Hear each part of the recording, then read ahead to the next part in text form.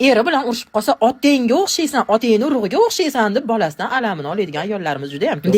O'ylab qarang-da, otasiga turmushga chiqayotganingizda bolalar bu dunyoda yo'q edi. O'laman, kuyaman, busiz yashalmayman deb ertalab turmushga chiqib, vaqti kelib, gapiga to'g'ri kelmay qolsa, kim aybdor? Norasida go'daklar aybdor. Bu dunyoda hech kimning turmushi 100% ga kafolatlanmagan. Vaqtida farzandli bo'lmasa, dod faryod qilinadi. Allohim ne'mat bilan siylasa, hayotidagi jamiki baxtsizliklarga bolasidan alam olinadi. Farzand ota-onani tanlolmaydi, lekin er-xotin bir-birini ko'rib, bilib tanlaydi. Shunday ekan, sizning hayotingizda baxtsizlik bo'lsa, farzandingiz aybi yo'q. Meni hayotim mazmunlar shu ikki mo'jizacham. Bolalarimni kiyintirsam, o'ynatsam, o'zlari xohlagan joylarga olib borsam, shunaqa qalbdan mazza qilaman. Bugun Farg'ona blogerchalar bilan yig'ilishimiz bor edi. Undan tashqari reklama syomkam bor edi. Bir hafta oldin cheslosini hisobga olmasdan Diva onalar va bolalar markaziga joy zakaz qilib qo'ygandim. Bir kunda 3 ta joyga borishim tiqilib qoldi.